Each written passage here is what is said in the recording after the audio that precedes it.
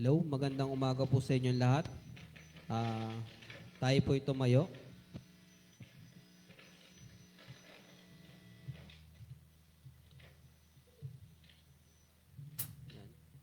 Sabi,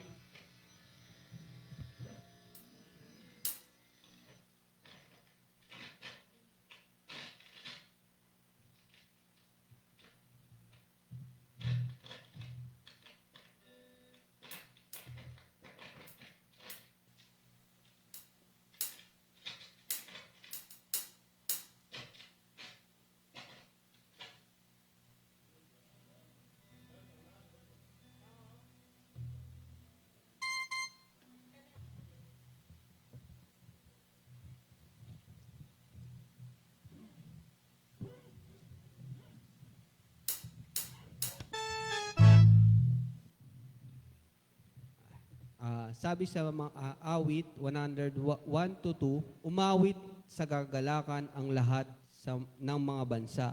Si Yahweh ay purihan, paglingkuran siya'y kusa, lumapit sa presensya niya at umawit ng may tuwa. Yan po, umawit daw po tayong na may kagalakan at may tuwa.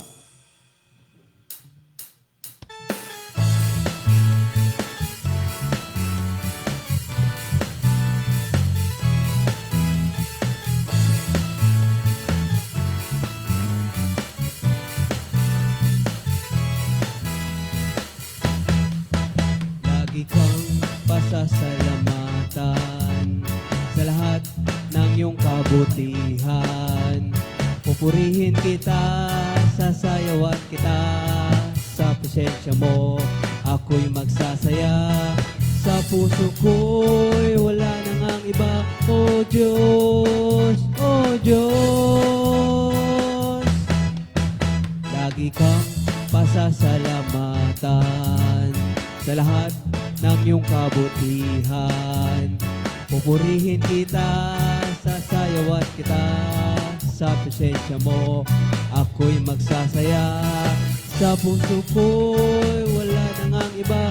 O Diyos, O Diyos, pagkat lagi kong nararanasan ang pag-ibig mong hindi kayang tumbasan ng kahit na sino pa man. Wala nang ang hihigit pa sa iyong pagmamahal, O Ama, pagkat ikaw ang Diyos na tapat kailan pa man.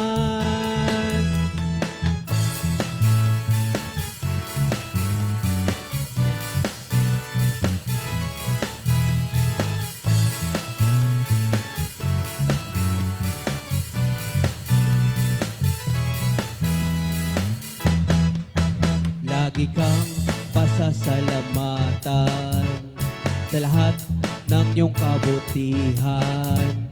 Pupurihin kita, sasayawan kita sa presensya mo.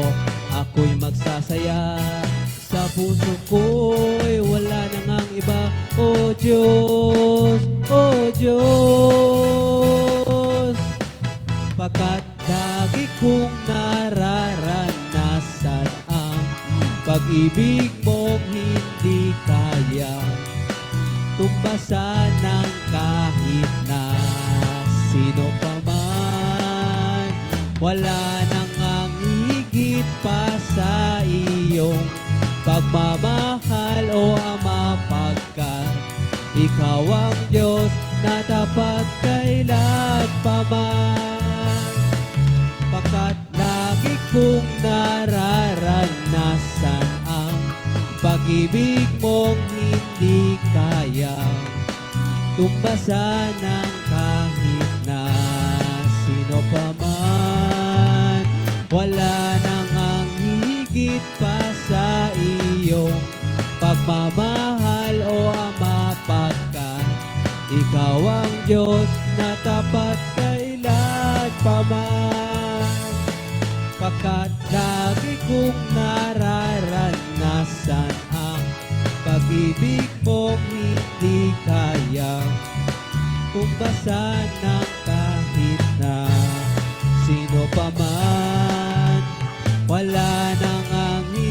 higit pa sa iyong pagmamahal, O Ama, pagkat Ikaw ang Diyos na tapat kailan pa man. Ikaw ang Diyos, Ikaw ang Diyos na tapat kailan pa man. Ikaw ang Diyos na tapat kailan pa man. Ikaw ang Diyos na tapat kailan pa man. Kailan pa man. Kailan pa man. Kailan pa man. Yes, hallelujah, Panginoon. Worship you. Amen.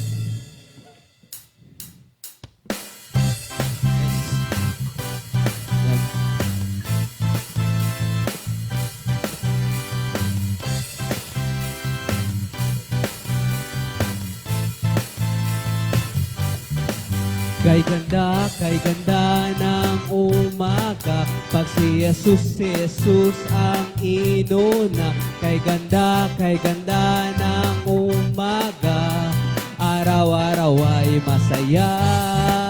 Kay ganda ng umaga, pag si Jesus ang inuna.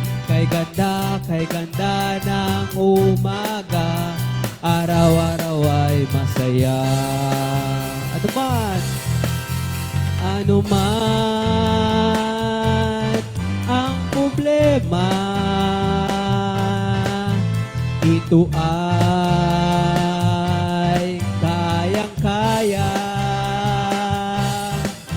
Puso ay masigla, punong-puno ng pag-asa, dahil mahal tayo ng ating Ama. Kay ganda ng umaga, pag si Jesus ang inuna. Kay ganda ng umaga, araw-araw ay masaya. Kay ganda ng umaga, pag si Jesus ang inuna. Kay ganda ng umaga, araw-araw ay masaya. Ano man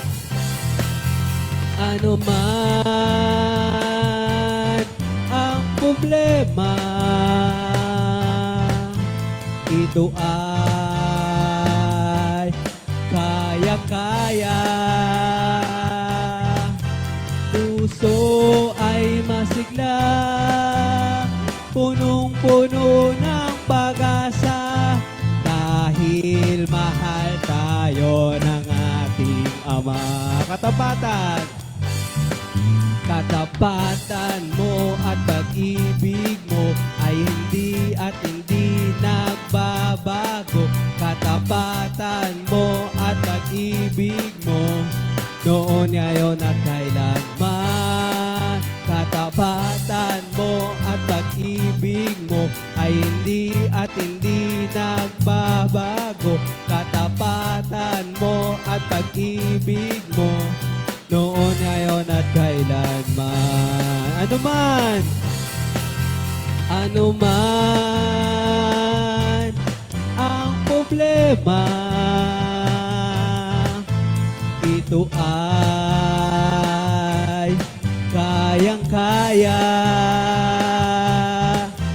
Puso ay masigla, punong-puno ng pag-asa, dahil mahal tayo ng ating Ama. Ano man ang problema, ito ay kayang-kaya. Puso ay masigla, punong-puno ng pag-asa, dahil mahal tayo ng ating Ama. Dahil mahal tayo ng ating Ama.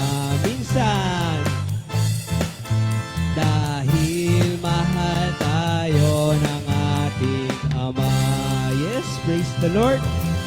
We worship you, Panginoon.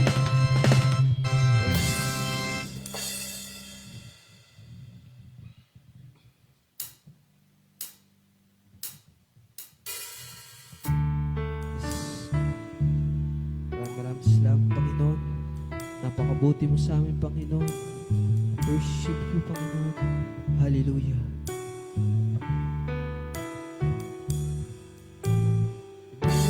Buti mo, Panginoon,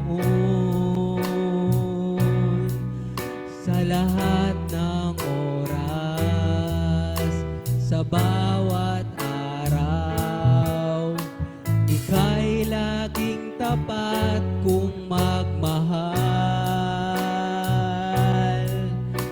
Ang iyong kaawa ay mapawalang hanggan. Kay buti mo, kay buti-buti mo, Panginoon,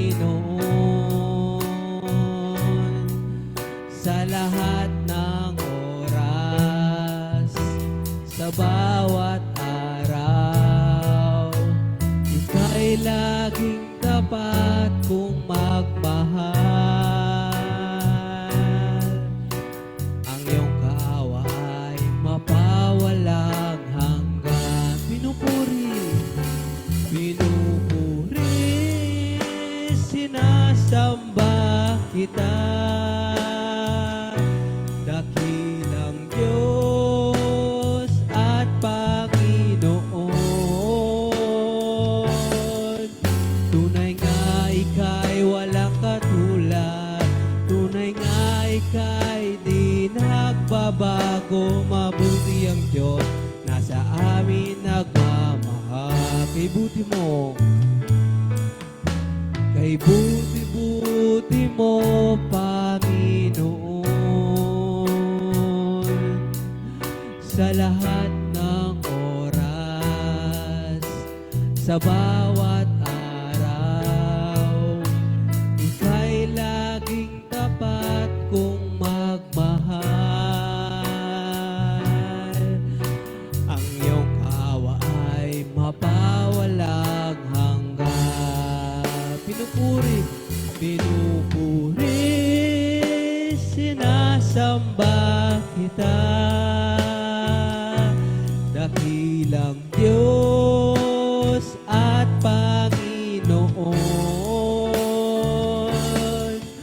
Tunay nga ika'y walang katulad, tunay nga ika'y di nagbabago. Mabuti ang Diyos, nasa amin nagmamahal. Tunay nga ika'y walang katulad, tunay nga ika'y di nagbabago. Mabuti ang Diyos, nasa amin nagmamahal. Mabuti ang Diyos, nasa amin nagmamahal. Minsan, mabuti ang Diyos, nasa amin nagmamahal. Hallelujah. Praise you, Panginoon. Maraming salamat po. Yes. Panginoon, ko lang po ang pagsasa namin, Panginoon. Maraming salamat, Panginoon, na hindi ka nagkulang, Panginoon. Pinupuri ka namin, Panginoon, at sinasamba, Panginoon. Yes. Hallelujah.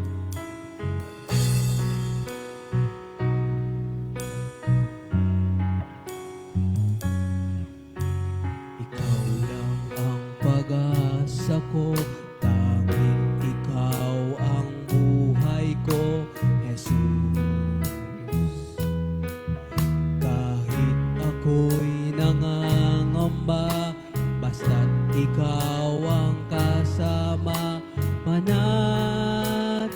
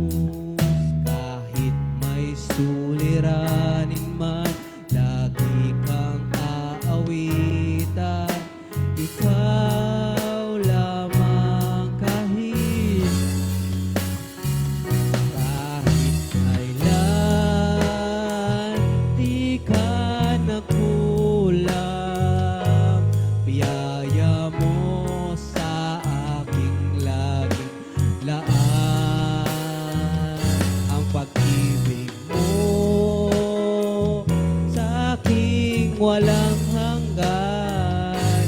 Inibig mo ako noon pa man. Panginoon, Panginoon, dakila ka tapat sa dalangin ko. Ako'y inibig mo kahit ako ay ganito. Walang katapusan ang pagmamahal mo. Walang pinipili ang puso mo kahit kailan. Di ka nagkulang, biyaya mo sa aking laging lahat. Ang pag-ibig mo sa aking walang hanggan. Inibig mo ako noon pa man. Inibig mo ako noon pa man. Minsan, inibig mo ako noon pa man. Yes, wish you, Panginoon. Maraming salamat po. Yes, tayo manalangin. Lord, maraming salamat po sa araw na ito, Panginoon, na muli kaming nagising, Panginoon. Bigyan mo kaming pagkakataon, Panginoon, na patawarin mo, Panginoon. Lord, maraming salamat sa biyayang natatanggap po namin sa araw na ito, Panginoon. At pinapalalangin po namin, Panginoon, ang mga hindi nakaka-attend, kung may sakit man o wala, Panginoon, kung may problema, Panginoon. Lord, pinapalalangin po sila, Panginoon. Kunin mo po ang kanilang mga problema, Panginoon, Lord. Kayo po magbigay sa kanila ng kalakasan, Panginoon, Lord, O God. Kung may problema sila mabigat, Panginoon. Pinapalalangin po namin, Panginoon, ang magsasalita, Panginoon, na si Brother Lil, Panginoon. Lord, bigyan mo siya ng presensya, Lord, O God, Panginoon. Napawang po kayo magsasabi, Panginoon, Lord, O God, Panginoon. At patawarin niyo po kami, Panginoon, sa aming pagkakasala, sa isip, sa gawa, Panginoon, lalo na po sa salita, Panginoon, Lord, O God. Ito yung samot sa lang sa pangalan Jesus. Amen. Yan. Welcome po natin ang isa't isa kahit onti po tayo.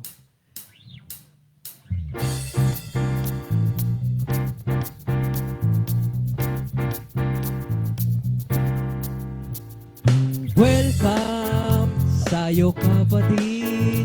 Kami natutuwa na ikaw ay dumalong ngayon. Aming panalangin, nawa sa araw na ito ay maranasan mo ang pagmamahal na ibinibigay sa atin ng ating Panginoon. Jesus, at siya ay tanggapin mo na sa iyong puso.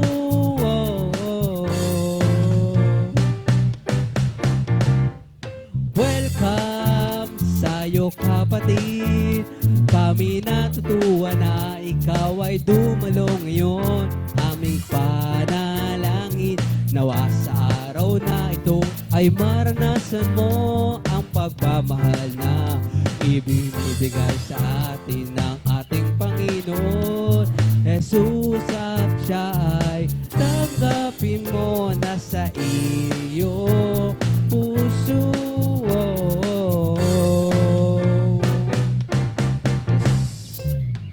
Hallelujah. And dumako na po tayo sa tithes and offerings. Yan po. Sabi po sa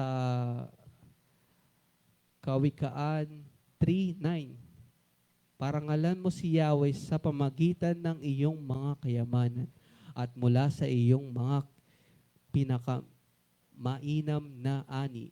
Siya ang inyo ring handugan. Yan po. Sabi po dyan, pangaralan po natin si Yahweh sa pamagitan ng kayamanan. Yan po.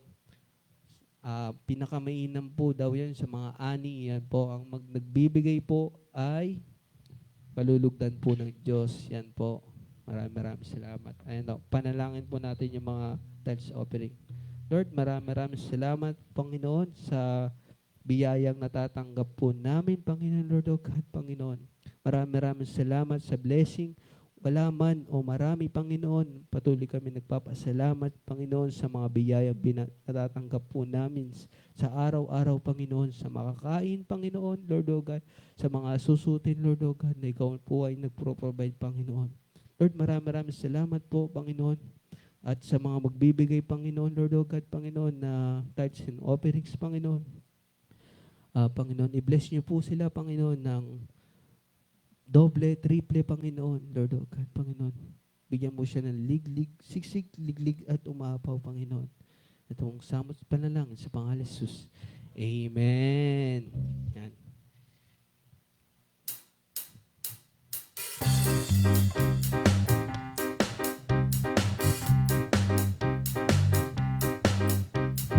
Jehovah Jireh, my provider, she's sufficient for me. Jehovah Jireh, my provider, she's so grace for me. My God shall supply all my needs, according to riches glory. She will give gifts, angels for me. Jehovah Jireh cares for me. Jehovah cares for me.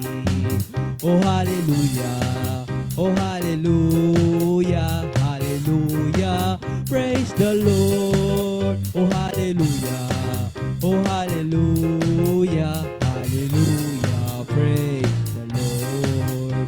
Hallelujah, praise the Lord. Hallelujah, praise the Lord.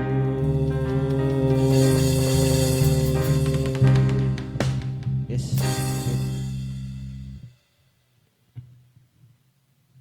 Yan. Ang ate pong announcement this Sunday, JTCS Worship Service. Yan po, nagsisimula po tayo ng 10 ng umaga hanggang 12 ng hapon.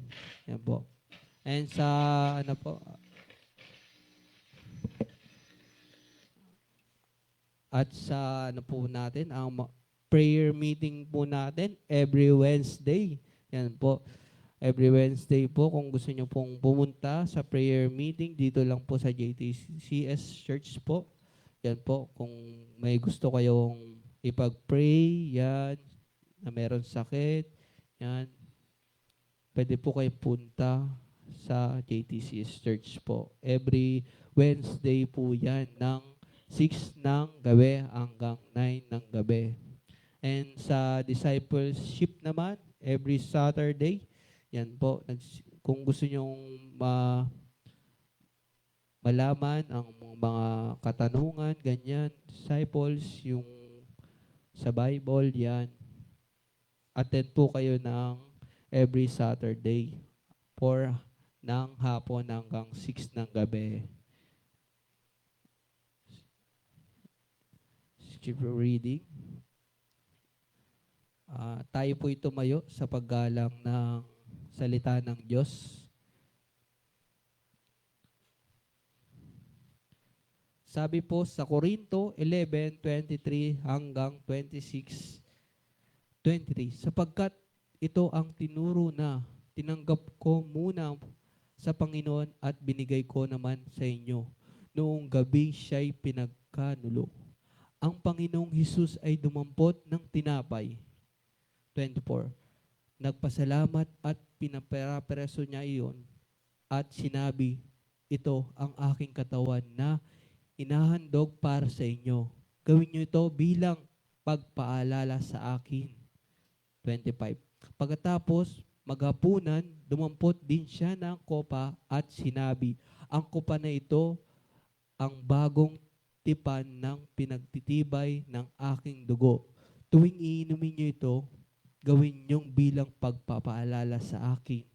26. Sapagkat tuwing kakain kayo ng tinapay na ito at iinom sa kupang ito, pinapahayag nyo ang kamatayan ng Panginoon hanggang sa kanyang muling pagparito. Yan, amen. Tayo na po ito umupo. Tinatawagan ko na po si Brother Lil para sa salita ng Diyos. Yes. Tayo po palakpak.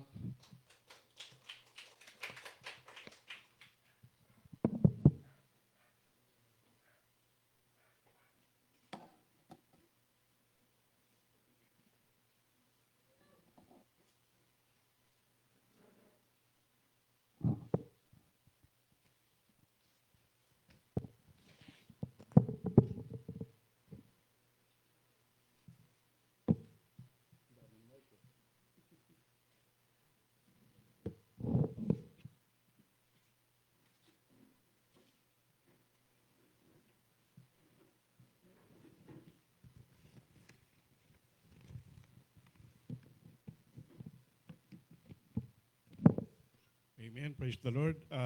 Manalangin po muna tayo. Hallelujah. Panginoon, sa umagang ito, kami po ay patuloy na nagpapasalamat, sumasamba at nagpupuro sa inyo. Salamat po, Panginoon, sa inyo pong katapatan sa aming mga buhay sa nagdaang isang linggo na kami po ay pinanatili niyong malakas, malusog, pinagpala, Panginoon, upang sa araw na ito ng aming pagsamba sa inyo ay naririto kami, Panginoon, upang kayo ay pasalamatan, papurihan at luwalhatiin, Panginoon, ang inyong dakilang pangalan. Nawa, Panginoon, sa aming pong pagtitipon na ito, ang inyo po lamang Banal na Espiritu ang patuloy na kumilos sa bawat isa, sa amin pong pakikinig, Lord God, ang inyo pong mga salita. Buksan niyo po ang aming mga puso, Panginoon, upang patuloy naming maunawaan, Panginoon, kung ano man, Panginoon, ang nais niyo na matutunan ng bawat isa para sa ikalalago ng aming pong pananampalataya sa inyo.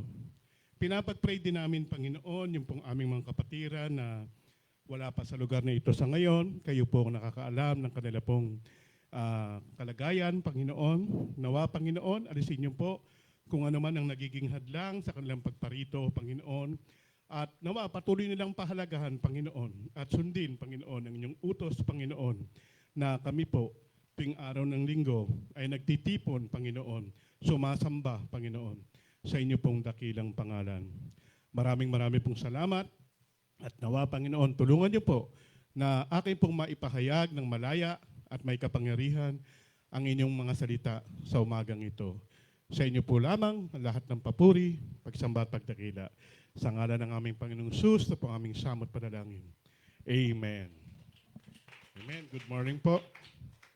Ay, nasa iyo, Christian? Ayan, sige, okay. Okay. Alam naman po natin, every first Sunday ay Lord's Supper po natin.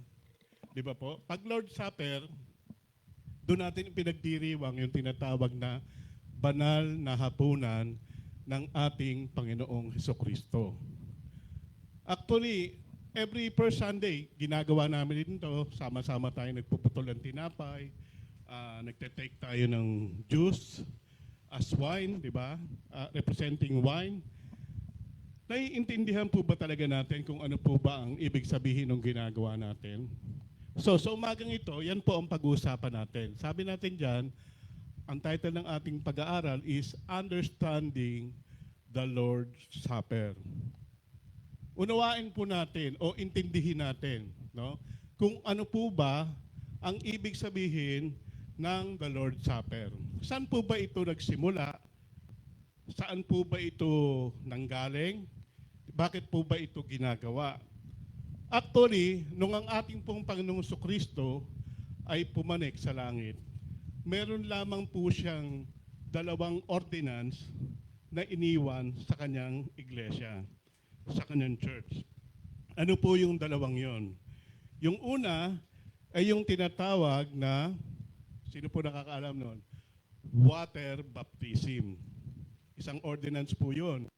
Ikalawa is yung tinatawag na the Lord's Supper.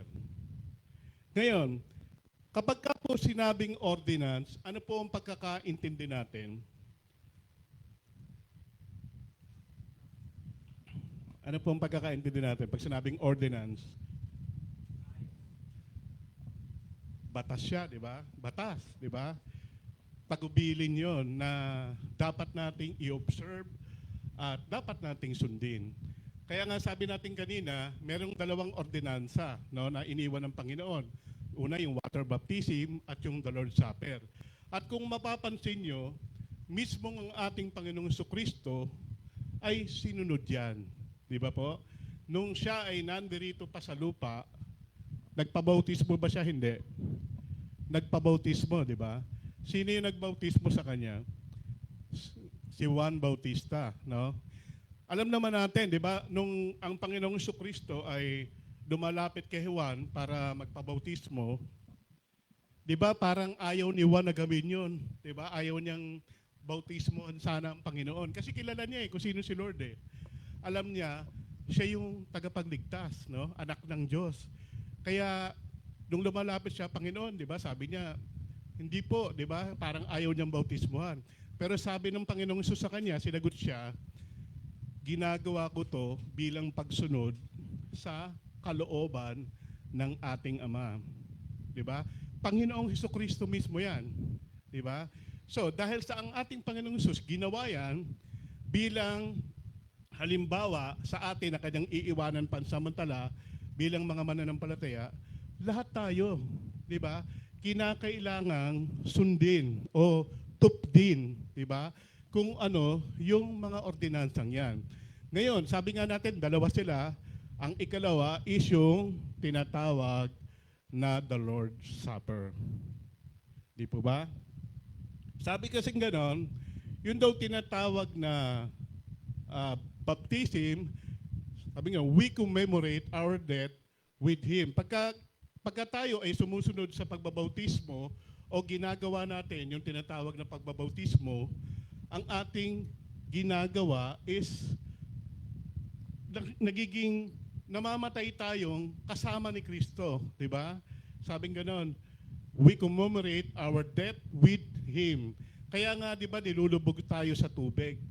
Tapos after nating malubog, inaangat tayo. Parang sinasadula ng buhay natin na tayo ay mga namatay na kasama ni Kristo. Kaya nga ipinapaliwanag sa atin doon na after na gawin natin yon, dapat tayo ay namumuhay na bilang mga isang bagong nilalang, di ba? Yun po ang ibig sabihin nun. Hindi po siya parang isang ritual lang na parang initiation para ka makasali sa isang relihiyon. No? Kaya kung tayo po yung isa sa mga nabautismohan dito, dapat naiintindihan po natin yung talagang ibig sabihin ng ginawa natin.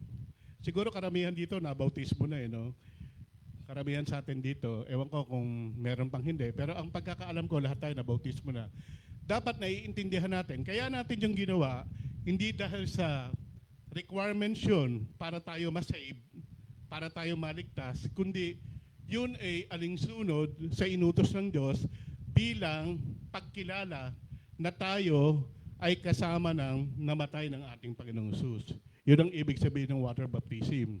Ngayon, yun namang tinatawag na Lord's Supper, ikalawang ordinansa na iniwan ng Panginoon. Yung Lord's Supper, we demonstrate His death for us. Di ba?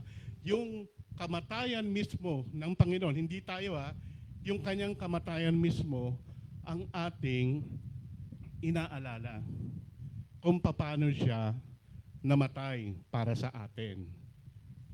Yun ang ibig sabihin po noon. Ngayon, ito, may tanong tayo. When was the Lord's Supper instituted? Sabi nga natin, di ba, ordinansa siya. So, in-institute siya ng ating Panginoong Hesus. Kailan nagsimula na ginawa ng Panginoong Jesucristo ang pagsasabatas or pagtatagubilin na dapat ito ay ating ginagawa? Kailan kaya nangyari yon? Sabi rito, on the night before His crucifixion or during Passover meal. Sino nakakaintindi kung ano yung Passover meal o yung Feast of the Passover? Actually, isa itong piyesta na pinagdiriwang sa bansang Israel. Meron kayong idea kung ano yung Passover? Piece of the Passover sa Israel? Sino may idea? Wala? Actually, kaya ako tinatanong yan, kasi dyan sa mga panahon na yan, dyan isinagawa ng Panginoong Hesus yung tinatawag na the Lord's Supper. O sa ibang salita is the Last Supper. Di ba? Merong tinatawag na Last Supper, drawing pa yan ni Da Vinci, di ba? Gumuhit siya. Yan yun sa panahon ng kanilang pagdiriwang ng tinatawag na piyesta ng, ano yun? Sinabi natin kanina? Ng, Passover meal. Di ba? Passover meal. So ano ba yung Passover meal na tinatawag? At isa pa, bakit kaya sa panahon ng Passover meal? Actually, merong ibig sabihin po kasi. Meron pong nais na ipahiwatig ang Panginoon kung bakit sa panahon ng Passover meal, isinagawa yon. Una po, meron po kasing hula sa Kanya, sa ating Panginoong Hesus. No? Ano po yung hula na yon?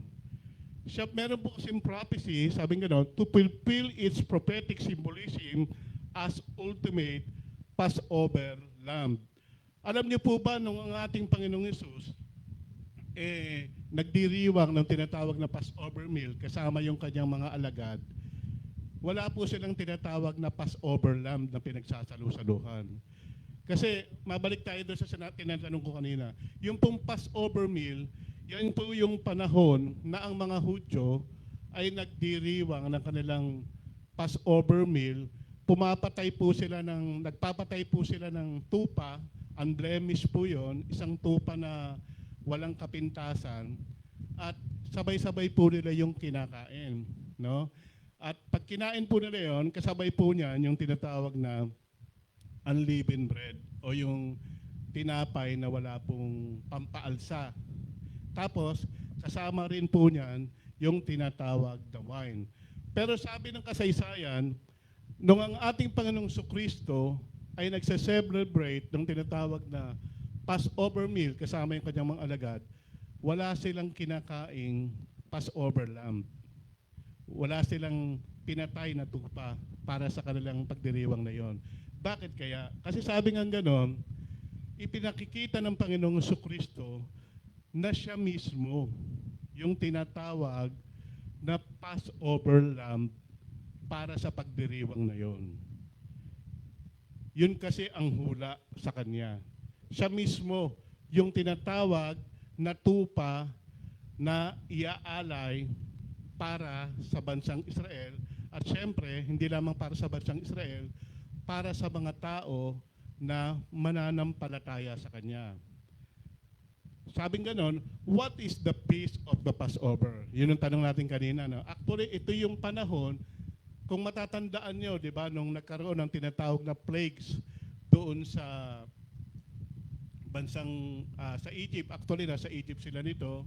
Di ba, inilabas naging slave muna, di ba, for how many years, napakatagal ang bansang Israel sa bansang Egypt.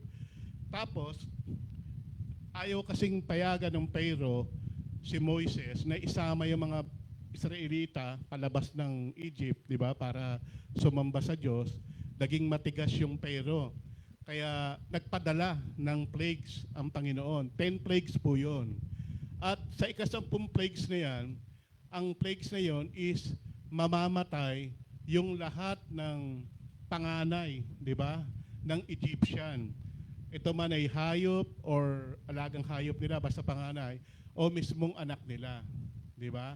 Ngayon, para hindi madamay sa mamamatay sa araw na yon, yung mga panganay ng Hudyo at kanilang mga hayop, nag-utos ang Diyos sa kanila, di ba, na magpatay sila ng isang unblemished lamb, tupa, di ba? At yung dugo na yan, ilalagay nila sa kanilang door frame, di ba? Tapos sa gabi na darating yung tinatawag na angel of death, kapag ka nakita ng angel of death na yung door frame ng bahay na kanyang madaanan is may dugo ng unblemished lamb, lalagpasan niya yon. Lalagpasan niya yon. Hindi niya papasukin yon para patayin yung panganay doon, tao man to o hayop. tapos pupunta lang siya sa mga bahay na walang dugo. So yun po ang ibig sabihin nun, yung kanilang piece of the Passover. Kasi yun yung panahon na nilagpasan, di ba, ng angel of death yung kanilang mga bahay dahil sa dugo ng tupa na iwinisik nila o ipininta nila doon sa kanilang door frame. Yun po ang ibig sabihin ng piece of the Passover. Ngayon, itong tanong, kagaya nga na sinasabi ko, every time na dumarating ang first Sunday, isineselebrate po natin yung tinatawag na the Lord's Supper. Ngayon, bakit ba natin sineselebrate yung tinatawag na Lord's Supper? Sabi nga natin kanina, it is an ordinance. Basahin po natin yung Luke 22 verse 19. Luke 22 verse 19.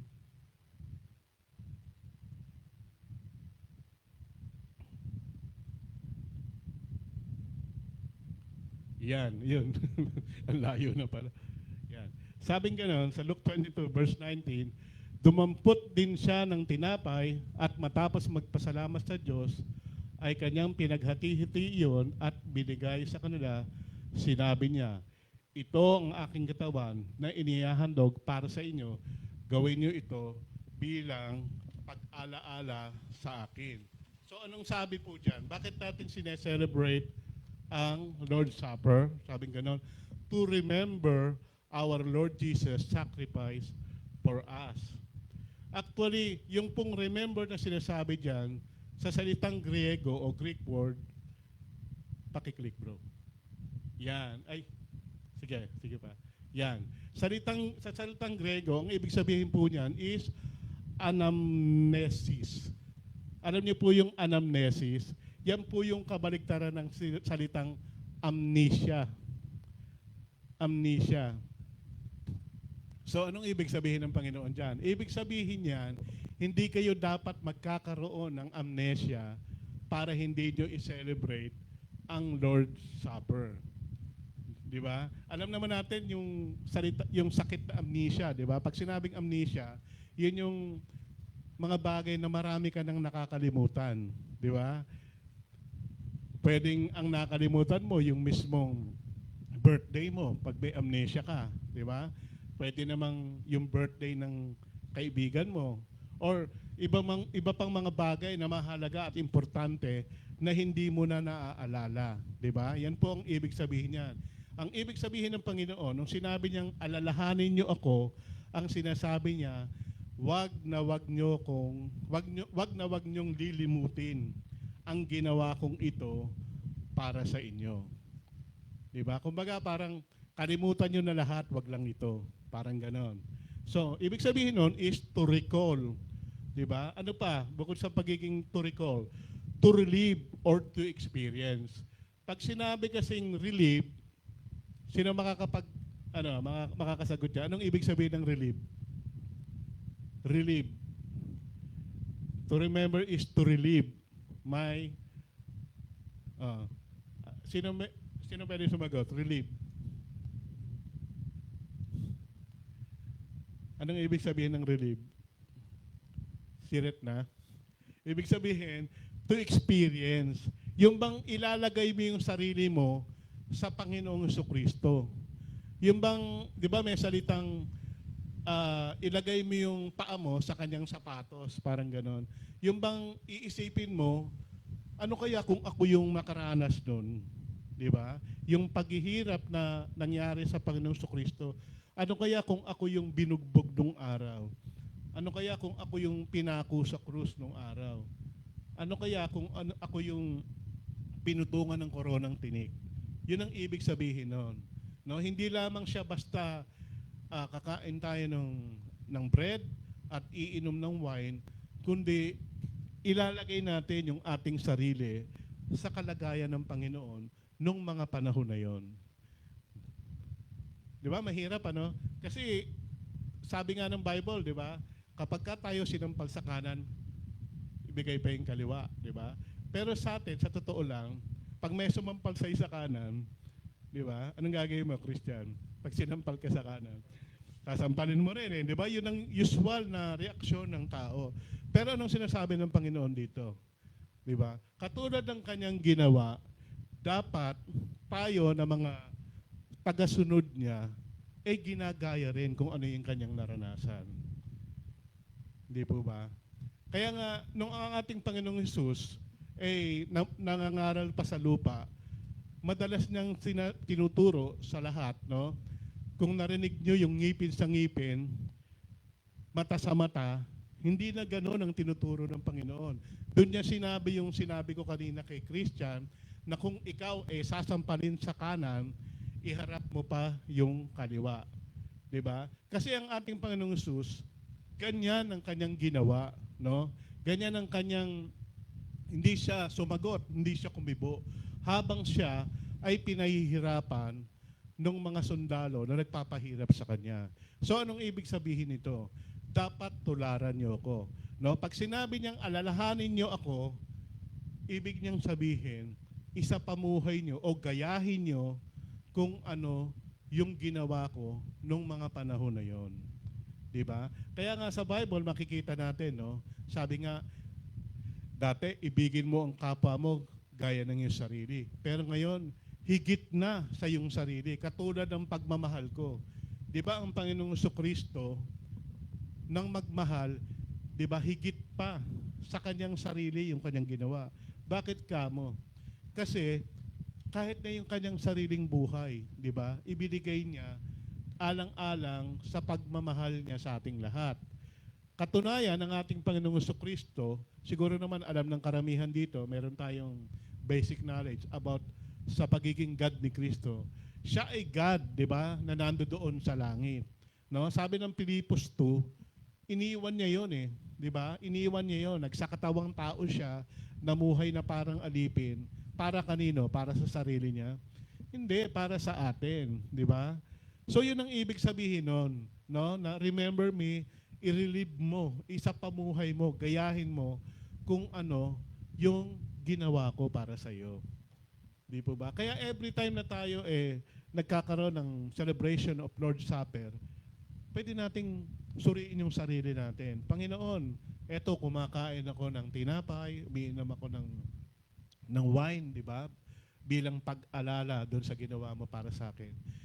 Pero Lord, nakikita po ba sa buhay ko na ginagawa ko sa aking kapwa yung ginawa mo para sa amin? Di ba?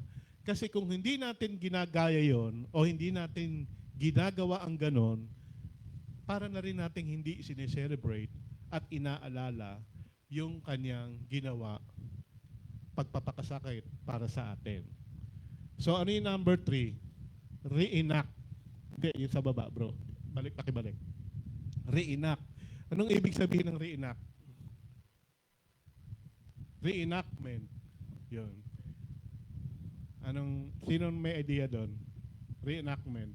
Pag sinabing reenactment, ibig sabihin, yung nangyari noon, parang idadramatize mo ngayon, no? Di ba? Uulitin mo ngayon. Yun ang ibig sabihin nun.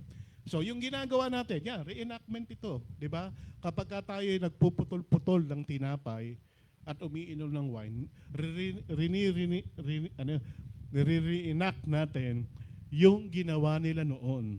Di ba? Kaya lang sila noon, mga malalaking, actually yung bread na sinasabi, sabi ng mga Bible scholar, napakatigas na tinapay ito. Kaya nga ang sinasabing broke, binabasag talaga nila yun di ba? Broke the bread. Hindi siya katulad ng tinapay na ginagamit natin, Talagang matigas siya na manipis na tinapay na kailangan bali-baliin talaga ng Panginoon yun para maipamumudmud niya o maipamigay niya. Di ba? Dapat nga kung magre-reenact tayo, kopyahin natin talaga kung ano yung ginawa nila o kung ano yung mga elementong ginagamit nila. Pero hindi naman masyadong partikular ang Panginoon doon. Pero ang ibig sabihin lang niyan, wag nating hahayaan na mawala yung ganung klaseng pagsasama-sama o yung pagpuputol-putol ng tinapay. Kasi inutos di ba, ng Panginoon Sabi niya, to remember is to reenact, di ba? Kung ano yung nangyari noong panahon na kasama niya ang kanyang mga alagad. So, yun ang ibig sabihin ng remember o alalahanin niyo ako. Recall, di ba? Yun sa isip lang, no? Binabalik tanawan mo lang kung ano yung nangyari. Ikalawa is relieve, di ba? Dapat ipinapamuhay natin kung ano yung ginawa ng Panginoon para sa atin. Ikatlo is reenact, na ang ibig sabihin, ginagaya natin, no? Sineselebrate natin, dinadramatize natin kung ano ang ginawa ng Panginoon 2,000 years ago bago siya ipako sa krus, no? Ikatlo, sabi diyan, celebrating new covenant established through our Lord Jesus. Merong sinasabing new covenant, no? Nang ang ating Panginoong Hesus ay nagputol-putol ng tinapay at nagbahagi ng wine, actually, nag-i-establish siya ng tinatawag na new covenant. Kasi di ba merong tinatawag na old covenant at merong tinatawag na new covenant. Alam niyo ba yung old covenant? Sino nakakaalam ng old covenant sa Bible? Old covenant. Ano yung old covenant? Kasi ngayon, nasa new covenant na tayo. Dati, old covenant. Di ba? Wala makakasagot kung ano yung old covenant. Ang old covenant, pakiclick bro. Sige, basahin muna natin yan. Tama. Basahin muna natin yan, Jeremiah 31:31. Sabing gano'n, sinabi ni Yahweh, darating ang panahon na gagawa ako ng bagong tipan. Yan yung sinasabi dyan. Sa Israel at sa Huda. Anong sabi ng Panginoon dyan? Gagawa siya ng bagong pakikipagtipan o yung tinatawag na New Covenant. Ibig sabihin, merong nag-i-exist na lumang pakikipagtipan o yung tinatawag na Old Covenant. Basahin natin yung Matthew 26. Yan, verse 28. Sapagkat ito ang aking dugo na katibayan ng tipan ng Diyos. Ito ang aking dugong ibinuhos para sa kapatawaran ng kasalanan ng marami. So yan yung tinatawag na New Covenant. Pakikipagtipan sa atin, sa mga Hudyo, kasama tayo, sa pamamagitan ng dugo ng ating Panginoong Hesus. Para mas maintindihan pa natin, balikan natin yung tinatawag na Old Covenant. Ang tinatawag na Old Covenant, ito yung tinatawag na Mosaic Law na ibinigay kanino ng Diyos kay Moses. Di ba? Matatandaan nyo, nung after na ilabas ni Moises yung mga Israelita sa Egypt, di ba? Pumunta sila sa bundok ng Sinai, at doon, meron nakipag-covenant ang God sa kanila. Ano yun? Sa pamamagitan ng pagbibigay ng batas. 10 utos ng Diyos. Naalala nyo na. So yung Old Covenant, yun yung pagbibigay ng Diyos ng 10 utos kay Moises. Di ba? Kaya nga, nagkaroon sila ng tinatawag na pamantayan sa mga bagay na katanggap-tanggap sa Diyos at hindi. Di ba? At maging sa panahon natin, yan ang pinagbasihan natin, no? Na para tayo maging katanggap-tanggap sa mata ng Diyos, kailangan nating sundin, di ba? Yung 10 utos na yan ng Diyos. At doon na rin ipinanganak, di ba? Yung tinatawag na mga paraan na kanilang kailangan gawin o mga ritual kapag sila ay hindi nakakasunod sa 10 utos. Actually, wala naman talaga nakasunod di ba? Kaya nga, ipinanganak yung tinatawag na pagsasakripisyo ng mga dugo ng hayop. Di ba? Yun yung Old Covenant. At ang Diyos nakikipagtipan, syempre, sa pamamagitan lang ng mga hinirang niyang pare. No? Naghihirang siya ng high priest at humihirang din siya ng priest o yung mga pangkaraniwang pare na siya lang lalapit sa kanya, na siya lang magdadala ng mga handog ng tao. Yun yung Old Covenant. Pero makikita natin sa iba't ibang bahagi ng Biblia, yung covenant na yan, hindi nag-works. Di ba? Bandang huli, sabi nga, lahat ng pag-aalay na ginagawa ng tao, mapahayop man yan o anumang pag-aalay, is para lamang basahan sa harapan ng Diyos. Diba? At hindi siya kailanman naging dahilan para ang tao mapatawad. Diba? O malinis sa kanilang mga kasalanan. Yun ang dahilan kung bakit ang ating Panginoong Jesucristo ay isinugo ng Ama. Di ba? Yun yung bagong covenant na tinatawag. Ngayon, sabi natin kanina, ang tao ay magiging katanggap-tanggap lang sa Diyos kung masusunod niya yung 10 utos. Wala nga makasunod eh. Di ba? Yun yung old covenant. So, may problema yun, no? Ibig sabihin, walang pupunta sa langit, no? Napakabuti ng Diyos. Gumawa pa rin siya ng panibagong paraan, no, para sa atin. Ano yung panibagong paraan? Yun na nga yung sinasabi natin diyan. Yung panibagong pakikipagtipan ng Diyos sa atin sa pamamagitan ni Kristo. 'Di ba? O ng dugo ng ating Panginoong Jesucristo. Bakit kaya dugo? Kasi ang tao ay nagiging matuwid lamang at nagiging malinis lamang at nagiging righteous lamang sa paningin ng Diyos dahil sa dugo ng ating Panginoong Jesucristo. Kaya malibang ang tao ay tumanggap sa Panginoong Hesus, no? Sa ginawa ng Panginoong Hesus sa krus ng Kalbaryo, malabo, no, na ikaw ay maging katanggap-tanggap sa mata ng Diyos. Kasi yun na nga yung kumbaga parang ikaw parang kunyari lang to, no? Christian, gusto mo bang pumasok ng langit? Kunyari ako 'yon, ano? Sasabihin ko kay Christian, meron lang isang paraan, Christian.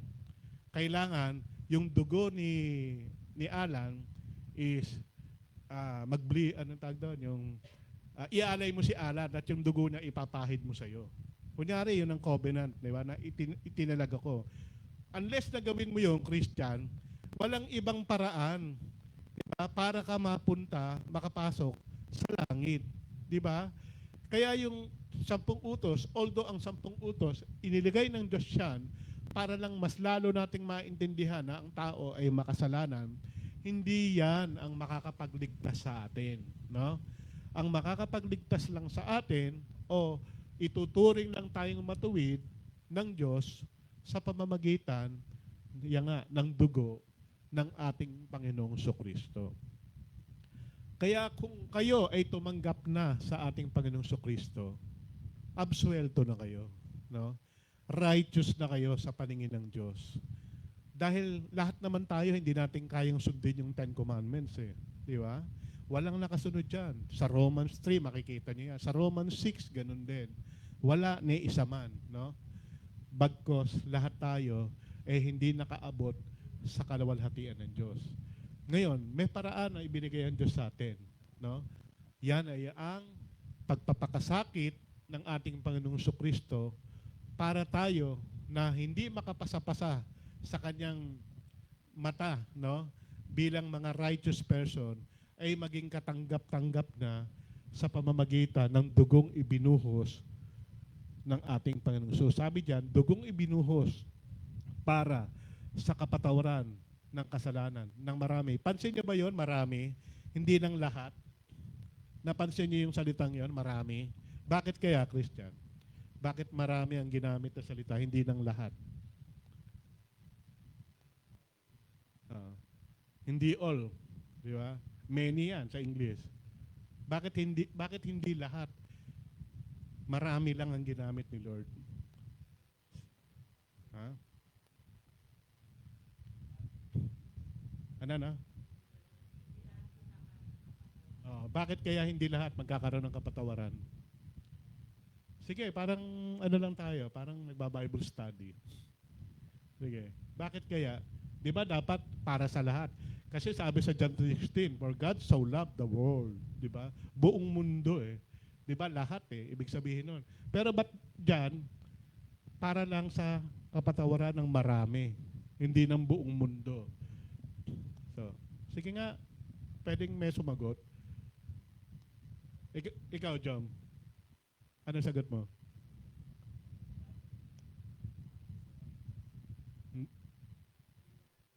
Hindi lahat, ano? Tama yon, di ba? Ang Diyos, ang talagang intensyon niya, gusto niya lahat maligtas. Pero ang problema, yung mga taong gusto niyang iligtas, ayaw maligtas, di ba? Ayaw kumilala, di ba, sa Panginoong Jesucristo, di ba? Yung paring lumang lumang covenant ang kanilang pilit na ginagawa. Gusto nilang magpakabait, gusto nilang sumunod sa Ten Commandments, di ba? Gusto nilang gawin yung mga naroon. Pero ang problema, sabi na nga ng Bible, walang makakasunod doon eh. O walang nakasunod talaga roon. Di ba? Ang tangi lang paraan para ikaw ay mapatawad at mapapunta sa langit is kilalanin mo, di ba? Yung ginawa ng Panginoong Kristo para sa iyo. Di ba? Kaya nga pagka tayo yung nagse-celebrate ng tinatawag na Lord's Supper, dapat naiintindihan natin at nagpapasalamat tayo sa Diyos. No, Panginoon, kung hindi lamang po sa banal na dugo mo, 'di ba? Wala po akong karapatan, 'di ba, na makapasok o mapatawad, 'di ba, sa lahat ng kasalanan ko. Ngayon, kaya marami kasi maraming tao ayaw nila eh, 'di ba? Kagaya ngayon, ilan lang tayo dito, 'di ba? Yung iba mas binigyan nila ng importansya yung mga ibang bagay kaysa dito. 'Di ba? Eh gusto man ng Diyos na i-save sila, 'di ba? Paano sila i-save ni God? Sila mismo ayaw eh. 'Di ba? Kaya nga sabi ng Bible, 2, 3 nagtitipon sa pangalan ko, nandun ako sa kalagitnaan nila. Hindi siya nagbigay ng dapat maraming nagtitipon para andun ako. Hindi ganoon. 'Di ba? 2, 'di ba? O higit pa. Sabi 3 nga eh, 'di ba? Naroon na si Lord, 'di ba? Kasama niyo na si Lord. Eh siguro naman higit tayo rito sa ganung karami, no? Kaya kasama natin si Lord. Ngayon, paano na yung wala dito? Sila yung sinasabi diyan, no? Na hindi kasali, no? Kung sino lang yung nandiyan at tumatanggap sa Panginoong Hesus, yun yung kasali sa marami, no? Kaya hindi natin pwedeng sisihin ng Diyos pagdating ng panahon, no? Na tayo ay humarap na sa Kanya. Sabi ng Hebrews 9:27, minsan lang mamatay ang tao, tapos noon paghuhukom na, no? Para kang haharap sa korte. Ngayon, sa korte, isa lang naman ang titignan sa iyo eh. 'Di ba? Nung judge eh. Siyempre ang God yun. 'Di ba? I-declare lang niya kung guilty ka o not guilty. 'Di ba? Siyempre, kung ikaw pinagbayaran na ng Panginoong Hesus yung lahat ng kasalanan mo, wala kang kasalanan, no? Ibig sabihin, hindi lang not guilty, kundi talagang wala kang ginawang kasalanan. Ganun yun. Di ba? Hindi na kailangang sabihin not guilty ka. Yun ang sabi ng Bible, ang Greek word nun eh. Parang wala kang ginawang kasalanan. Di ba? Inosente ka. Di ba? Kapag ka ikaw ay hinugasan na ng dugo ng ating Panginoong Hesus. Kaya tayo, no, mga kapatid, doon sa mga kamag-anak natin, no, kaibigan natin, na para bagang ang hirap-hirap nilang pumunta rito, paalalahanan natin sila, no? Sabihin natin sa kanila, alam mo, ang Panginoon, binigay niya na yung kanyang buhay para sa iyo. Di ba? Bagamat gusto niyang iligtas ka, kung ikaw mismo ay hindi gugustuhin na maligtas, walang magagawa ang Panginoon. Di ba? Hindi mo siya masisisi. Yun po ang ibig sabihin niyan. Kaya kasalanan ng marami, hindi kasalanan ng lahat. So naiintindihan na po natin yung Old Covenant na po sa New Covenant. Nasa New Covenant na po tayo ngayon, yun yung tinatawag na kaligtasan sa pamamagitan ng ating Panginoong Hesus. So bakit po natin sineselebrate ang Lord's Supper? Ika-4, yan. A sign that you are part of His body, no? Kaya ka nagse-celebrate ng Lord's Supper kasi bahagi ka ng katawan ng ating Panginoong Kristo. Basahin natin yung 1 Corinthians 10:17. Ay. Ayan. Kaya nga dahil sa iisa lamang ang tinapay, tayo'y iisang katawan, kahit na tayo'y marami sapagkat nagsasalo-salo tayo sa iisang tinapay, no? Sabing ganyan, iisa lamang ang tinapay, tayo'y iisang katawan, no? Ibig sabihin, kapag ka tayo ay sumasama o kasalo o kasali, no, sa mga nagse-celebrate ng tinatawag na Lord's Supper, kabahagi tayo nung tinatawag na iisang katawan ng ating Panginoong Kristo, no? At ang tinapay na yan ay kumakatawan sa ating Panginoong Kristo. Di po ba? Kaya ang pagkain ng tinatawag na tinapay, nagsisimbolo yun, no? na para bagang sinasabi mo, Lord, ginagawa ko ito kasi bahagi po ako ng iyong katawan, no? At kapag ka ikaw ay bahagi ng katawan ng Panginoon, sakop ka ng otoridad ng kanyang katawan. Di po ba? Pinag-aralan natin sa mga nagdaan yan, di ba? Ang bahagi ng katawan, hindi pwedeng nagsosolo yan, no? Hindi pwedeng, halimbawa, yung kanang kamay mo, wala siyang pakialam kay kaliwa at wala rin siyang pakialam kay paa, no? Ibig sabihin, kung bahagi ka ng katawan niya, dapat tayo ay tumutulong para sa ikauunlad ng katawan ng ating Panginoong Jesucristo, no? Merong iba't ibang paraan para tayo makatulong. Ganyan din ang katawan natin, no? May kanya-kanyang trabaho 'yan para tayo makatulong sa katawan natin mismo, no? Katulad na lang ng kamay nating kanan, kung tayo ay mga kanan, 'di ba? Kapag tayo ay kumakain, usually ginagamit natin 'yan, no? Yung kanang kamay. Ngayon kung kaliwete ka, pwedeng kaliwa ang ginagamit mo. Maraming gamit ang mga kamay natin, ano?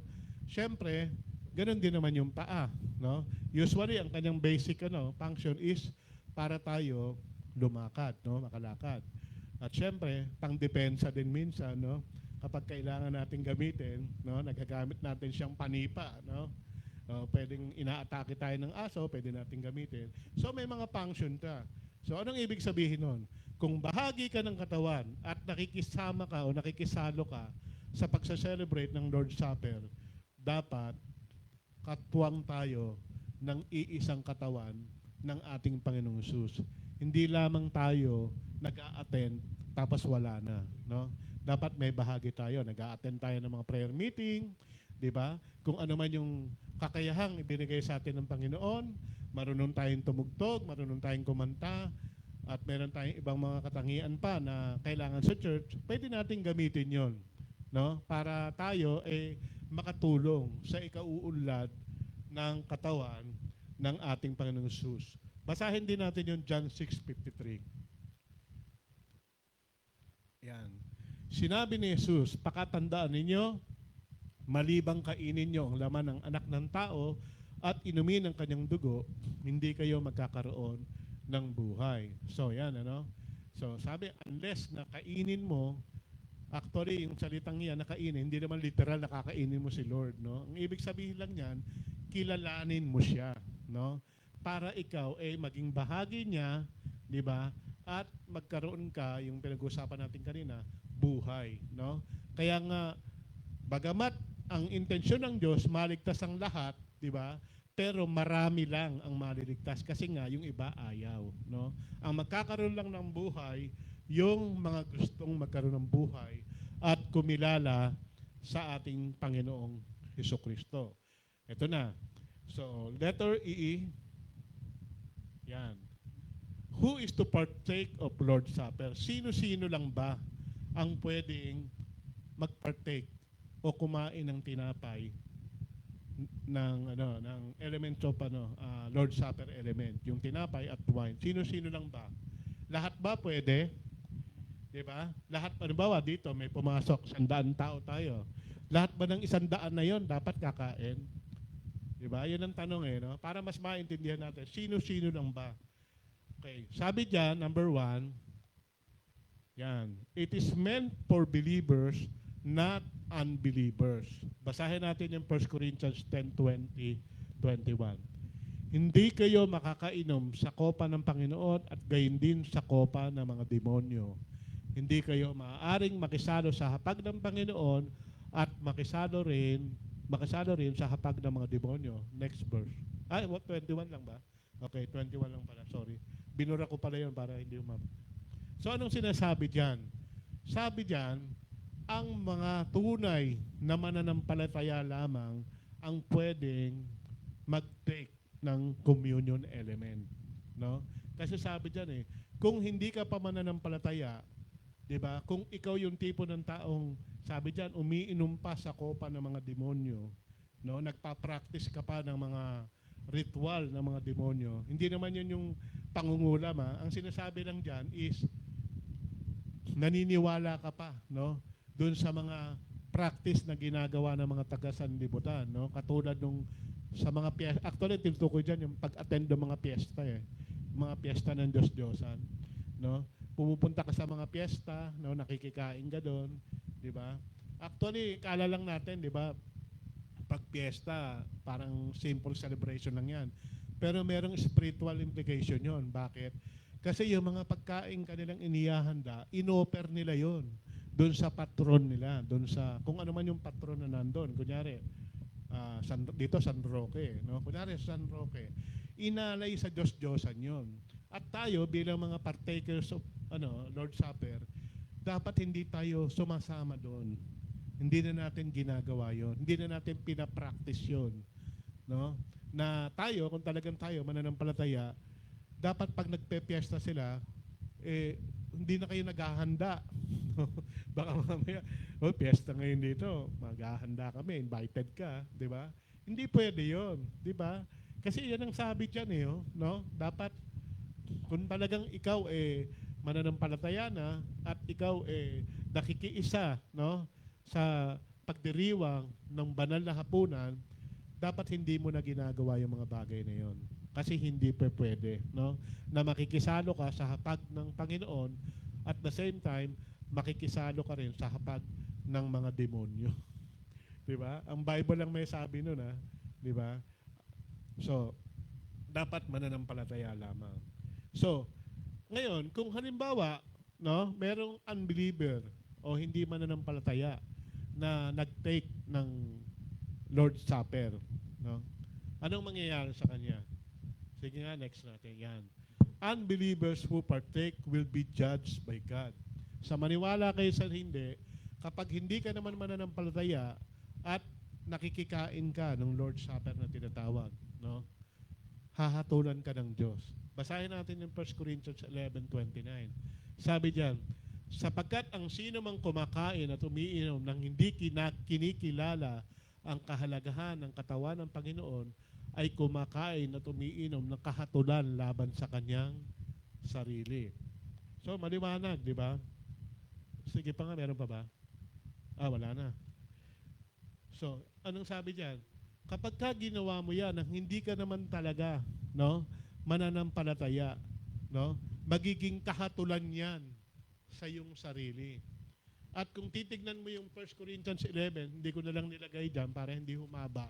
Sabing ganon, ang magiging kahatulan mo, either magkakasakit ka ng malubha or mamamatay ka. Yun. Akala natin walang epekto, no? Yung makikisali ka, no? Kakain ka ng Lord's Supper. Hindi ka naman naniniwala pa, di ba? Akala mo lang biruan, di ba? Pero merong spiritual implication yun, no? Yan ay magdudulot sa'yo ng kahatulan, no? Paghatol galing mismo sa Diyos. At kung titignan nyo yung buong yan, yung 1 Corinthians 11, sabi diyan, magkakasakit ka o mamamatay ka. Diba? Kaya nga marami sa kanila dyan sa 1 Corinthians no? Nagkasakit Yung iba nawala na, namatay Kasi ginagawa nila yun nang walang pagpapahalaga sa tunay na kahulugan nung tinatawag na Lord's Supper. Akala nila basta-basta lang. Akala nila biruan lang, no?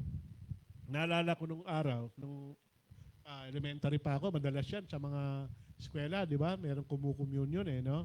Sa bagay, siguro mismo yung nagbibigay ng communion, di na rin naiintindihan yung ibig sabihin nun. Pero akala natin, di ba, ganun lang siya kasimple, no? Biru-biruan lang. Pero, kung titignan natin ang sinasabi ng Bible, meron palang matinding epekto sa atin. Kapag ginawa natin yan, nang hindi naman pala tayo bahagi ng katawan ng ating Panginoong Jesus. Okay? Next natin sa letter F. Yan. What is the symbolic meaning of Lord's Supper? Una, proclaiming, next natin. Proclaiming His victory at the cross. No? Kapag tayo nagkakaroon ng pagsasalo sa tinatawag na banal na hapunan ng ating Panginoon, pinoproklama natin, di ba, yung kanyang tagumpay sa krus ng Kalbaryo. Yun ang ibig sabihin nun. Basahin natin 1 Corinthians 11:26. Tama ba? 11:26. Yan.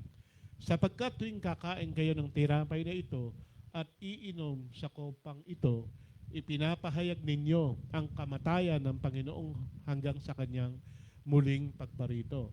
So, sabi niya, kamatayan ng ating Panginoong Kristo hanggang sa kanyang muling pagparito. Siyempre, alam naman nating lahat, no? Ang ating Panginoong Kristo, after na mamatay, nag-resurrect, no? At hindi lamang siya nag-resurrect, sabi, babalik pa siya, no? Kaya every time na tayo ay nagse-celebrate ng Lord's Supper, parang ipinagsisigawan natin, no? Ng ating Panginoong Sus ay namatay, muling nabuhay, at magbabalik, no? Umaasa ka na babalik siya, no? Babalikan niya tayo para isama sa kanyang kaharian. Number 2, binibilisan ko na, proclaiming His victory at His return.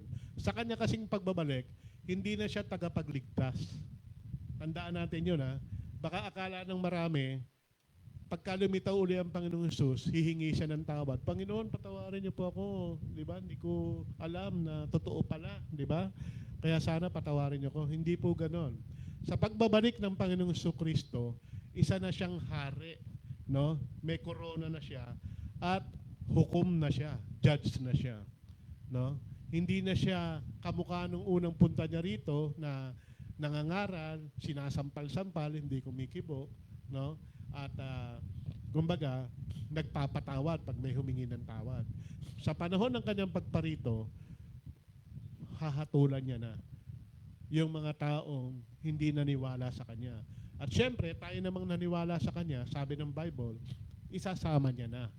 Di ba? Yan ang ibig sabihin niya, proclaiming His victory at His return. No?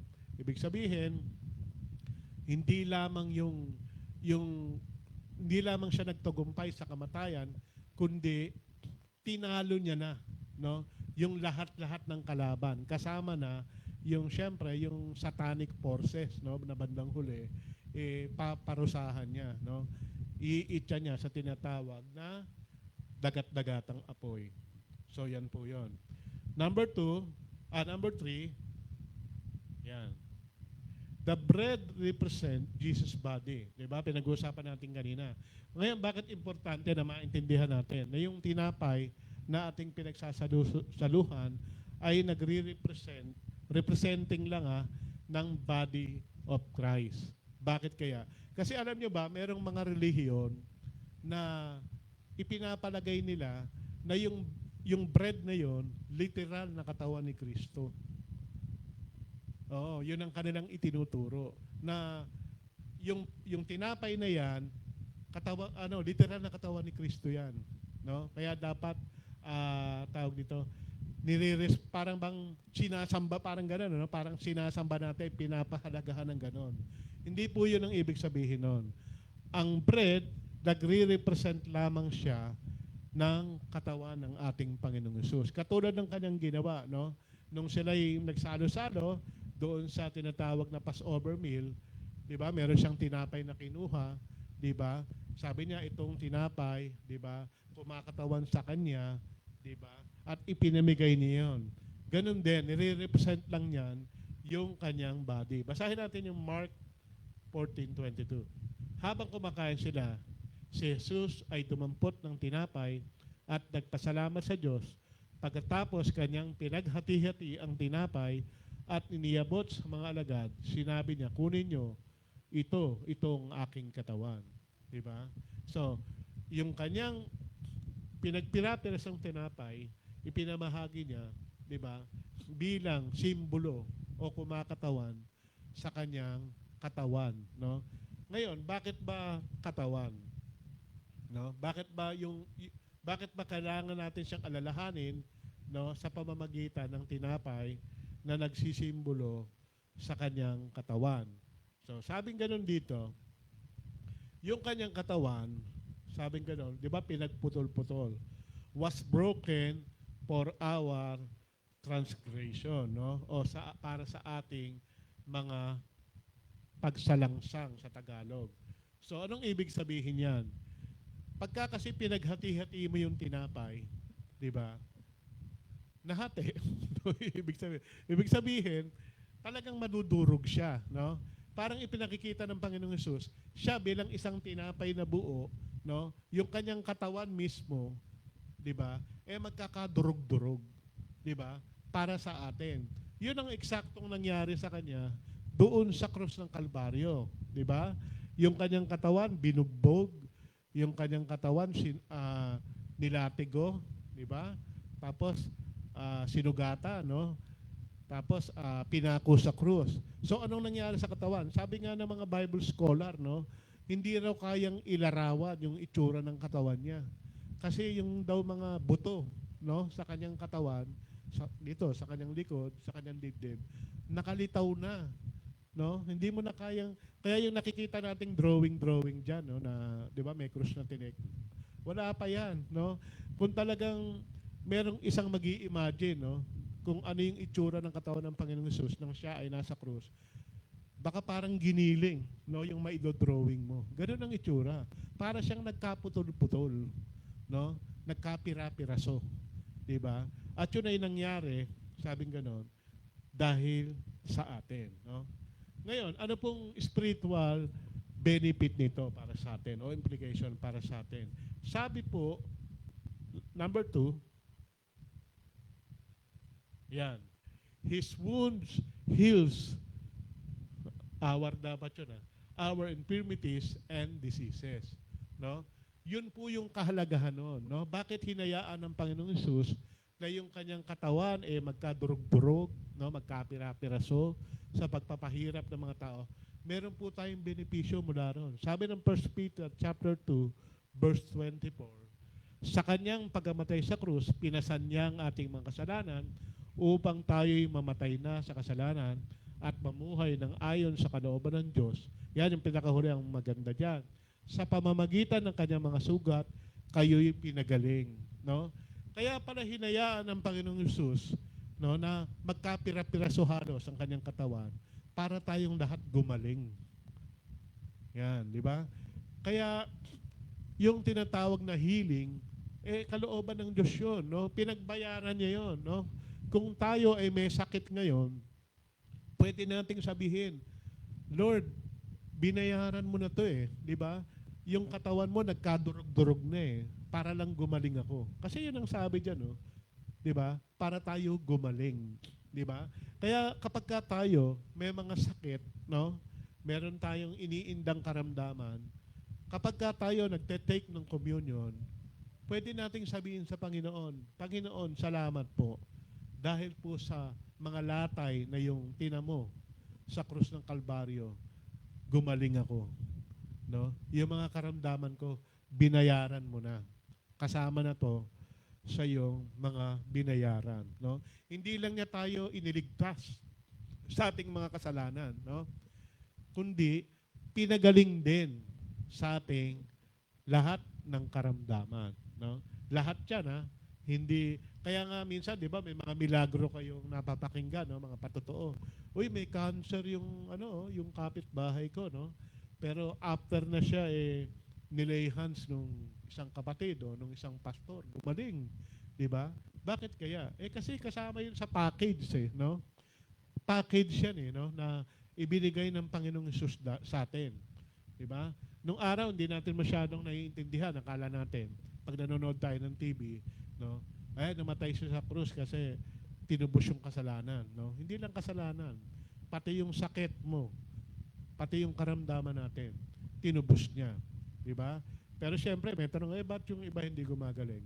May ibang purpose si Lord doon, no? Kasi ang Diyos, siyempre yung kanyang wisdom napakalayo nung sa atin, no? Maaring sa atin, iniisip natin, kung mawala lang tong sakit na to, baka mas magandang di ba? Sa iyo 'yon, di ba? Pero sa paningin ng Diyos, iba, di ba? Mas naiintindihan niya kung ano ang mabuti sa iyo, di ba? Naalala niyo yung nag-preach si Brother Bong dito, di ba? Yung tungkol sa snake, di ba? Di ba? Sa paningin mo kasi, yung hinihingi mo maganda, di ba? Pero sa paningin ng tatay niya o nung Diyos, di ba? Snake yan, anak hindi ko bibigay sa iyo yan, di ba?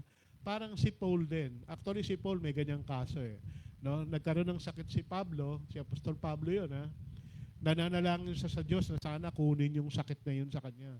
Pero hindi kinuha ng Panginoon. Pinanatili sa kanya yun.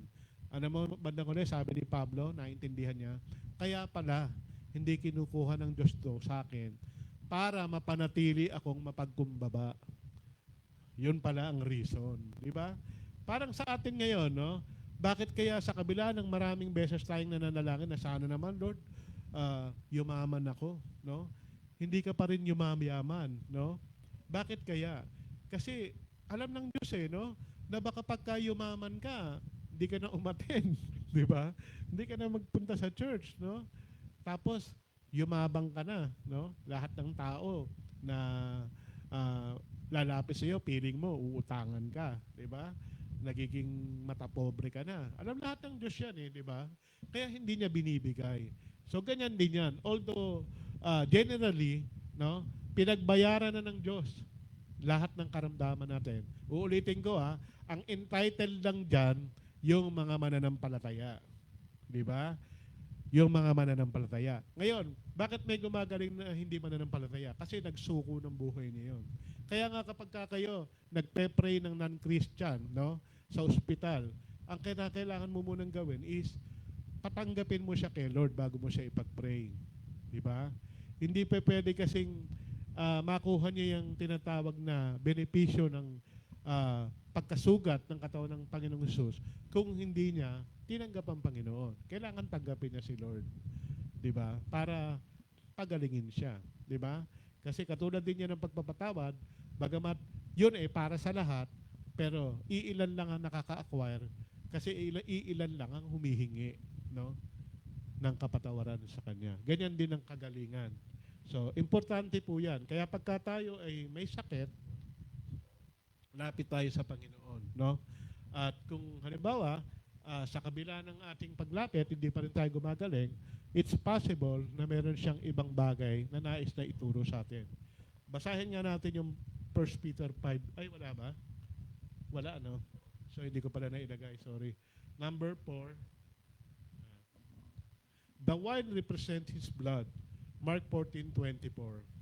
Symbolic niya na yung wine. Sinabi niya, itong aking dugo, pinapagtibay nito ang tipan ng Diyos, ang aking dugo ay mabubuhos para sa marami. Yan yung kanilang sinabi natin. So, yung tinatawag na New Covenant is through the blood of Jesus. No? Yung kapatawaran ng kasalanan o ang pagiging matuwid ay makukuha lang sa pamamagitan ng dugo ng ating Panginoong Kristo. No? Hindi sa pamamagitan ng pagsunod sa utos ng Diyos. Although hindi natin sinasabi na baliwalain na natin yun kasi si Lord mismo sabi niya, hindi ako naparito para i-abolish ang law, kundi para tuparin. No? Kasi yung pagsunod sa 10 utos ng Diyos, magagawa mo lang yan kapag ka ikaw nagsuko na ng buhay sa Panginoon. Yan yung resulta ng kaligtasan, no, na ibinigay sa iyo ng Panginoon. Naging bago kang nilalang.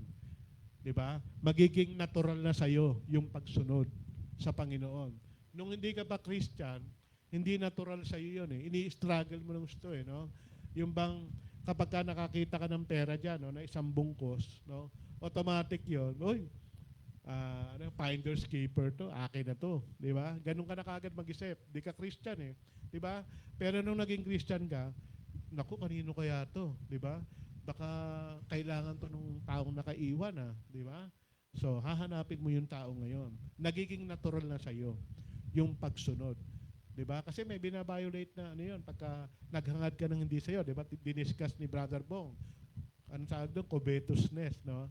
Naghahangad ka ng hindi sa iyo. Hindi naman sa iyo yun nakita mo lang Tapos sabi mo finder's keeper. Hindi pwede 'yon, 'di ba? So, nung naging Christian ka, nagiging natural na sa iyo, no? Na susundin mo yung 10 utos. Kaya nga sa Jeremiah, 'di ba, sa hula doon, sabing ganon, iuukit ko na sa kanilang mga puso yung kautusan, no? Ibig sabihin, implanted na sa iyo, sa atin, no? Yung pagsunod sa Diyos, no? Mas malamang na sa iyo yung sumunod kaysa sumuway. 'Di ba? Kasi una-una, nasa atin yung Holy Spirit, no? At ang Holy Spirit ang nagsasabi sa atin kung mali o tama ang gagawin natin. So yun yun, no? The wine represent His blood. Sabing ganon. Yung blood niya, sabing ganon, yung nga kapatawaran, no? Romans 3:25, pakibasa natin, nandiyan ba? Yan. Siya ang inialay ng Diyos bilang handog upang sa pamamagitan ng kanyang dugo ay mapatawad ang kasalanan ng lahat ng sumasampalataya sa Kanya. Ginawa ito ng Diyos upang patunayang siya'y matuwid sapagkat noong unang panahon ay nagtimpi siya at pinagtiisa ng mga kasalanang nagawa ng mga tao. So, ang kapatawaran ng kasalanan ng lahat, di ba, ng sumampalataya, ng lahat ng sumampalataya, yan yung kondisyon. Lahat ng sumampalataya sa Kanya. Hindi lahat ng tao merong sinabing sumampalataya sa Kanya. Di ba? Yun lang ang napatawad. Di ba? Sa pamamagitan ng Kanyang dugo. Di po ba? So, napakaliwanag niya. Very consistent. Lahat lang ng sumampalataya. Kaya, hindi pwedeng mag-claim, no, yung ibang tao na mabait ang Diyos. No, hindi niya papayagan na mapunta ako sa impyerno, no? Oo, hindi ayaw niya nga eh. Eh ang problema, ikaw ba? 'Di ba? Gusto mo ba na hindi ka mapunta sa impyerno? 'Di ba? Kung hindi mo gustong mapunta sa impyerno, iyan ang paraan ng Diyos, no? Para mapatawad ka sa pamamagitan lang ng dugo ng ating Panginoong Jesucristo. So, andyan ba Ephesians 1:7? Wala eh. No? Yan na. Number 4, establish a new covenant. Parang umulit, ano? Naulit siya. Yan. Sige, okay na yan. Doon na. Yan, last na yan. So, Matthew 26:28, sapagkat itong aking dugo na katibayan ng tipan ng Diyos, itong dugong mabubuhos para sa kapatawaran ng kasalanan ng marami. So, ang new covenant is sa pamamagitan ng dugo ng ating Panginoong Jesucristo, na every time na tayo ay nagdiriwang ng tinatawag na Lord's Supper, pinagdiriwang natin, hindi lamang yung panahon o yung araw na siya ay nagpakahirap para sa atin, pinagdiriwang din natin yung pagtatatag ng Panginoon sa tinatawag na New Covenant na tayong lahat ay mapapatawad o pinatawad na dahil sa dugo ng ating Panginoong Hesus. Lahat tayo ay nakatanggap na rin ng kagalingan dahil sa mga latay ng ating Panginoong Hesus. Sige po, dumiretso na po tayo sa ating Lord's Supper. Pero bago po yun, awitin natin yung dakilang pagmamahal.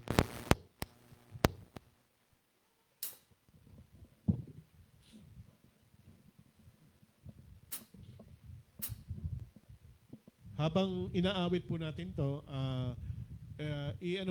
examine po natin yung sarili natin bago tayo mag-take ng communion. Kung may nagawa man tayong hindi maganda sa harap ng Panginoon o sa kapwa natin, ihingi po natin ng tawad para hindi po tayo mahatulan ng Diyos, no, sa pag-take natin ng communion sa araw na ito. Sige po, awitin natin. Tayo po tayo, awitin po natin ng sabay-sabay sa pagmamahal ng Diyos.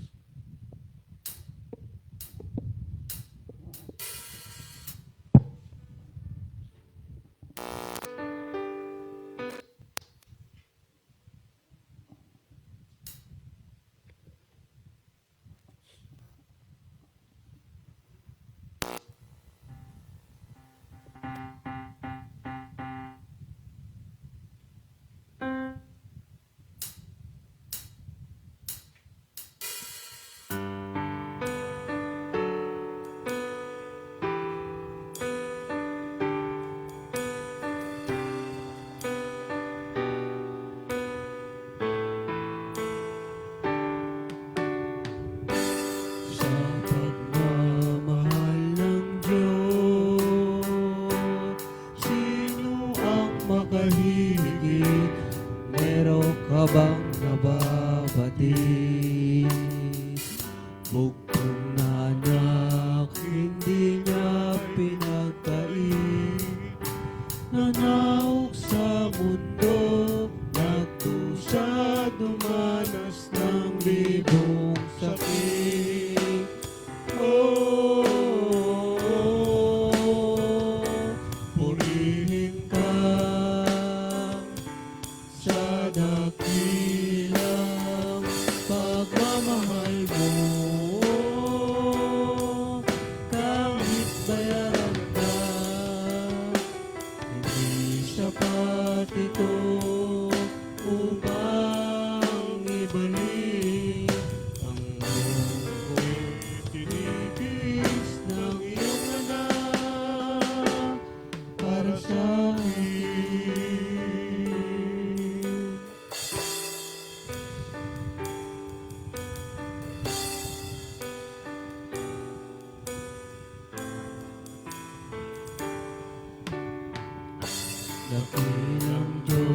Kay buti mo sa isang tulad ko, nasawais sa nais mo. Di mapansin, dakilang pagmamahal mo. Tinanggap pa rin ako, pinatawad sa mga kasalanan ko.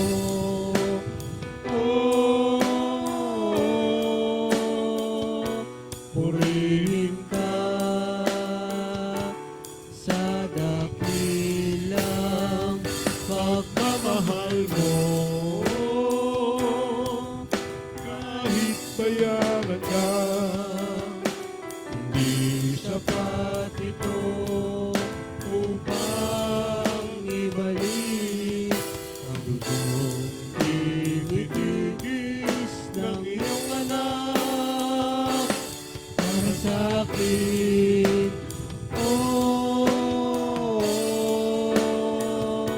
Purihin ka sa dakilang pagmamahal mo. Kahit bayan ka, hindi sapat ito upang ibalik ang itinigis ng iyong anak para sa akin.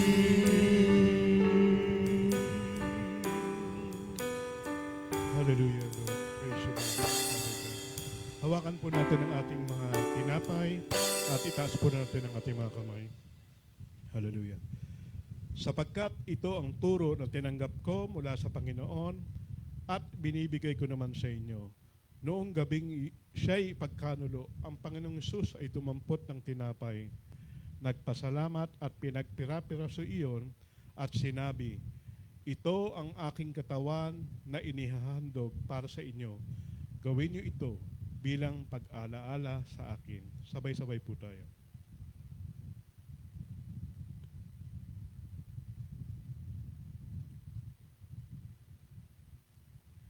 Matapos maghapunan, dumampot din siya ng kopa at sinabi, taas po natin ang ating mga kamay, kasama yung kopa.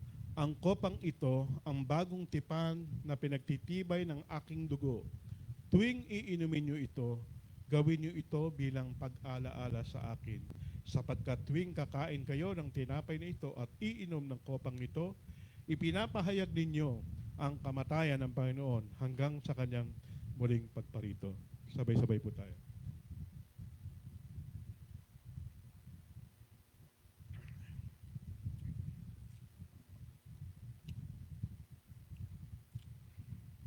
Manalangin po tayo.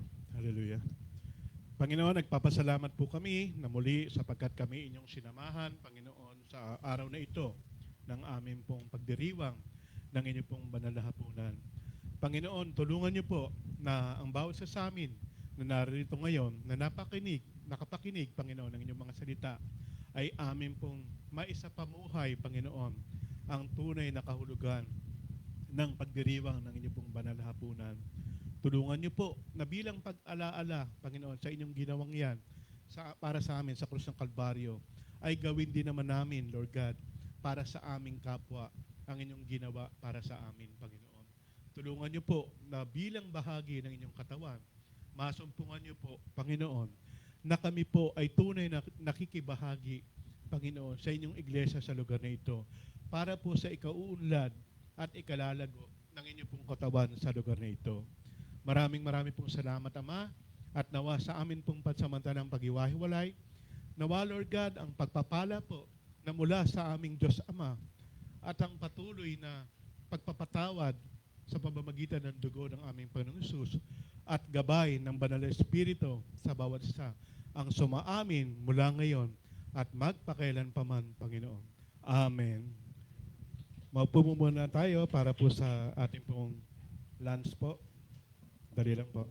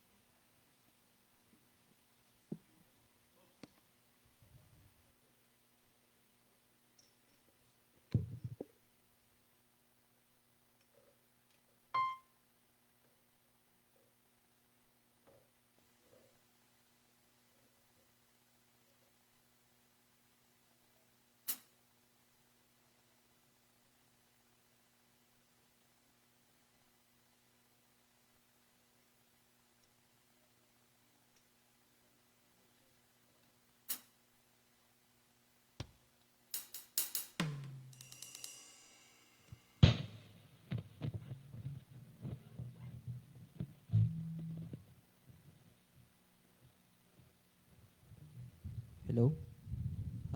Tayo po'y tumayo para sa closing prayer. Eh, closing song.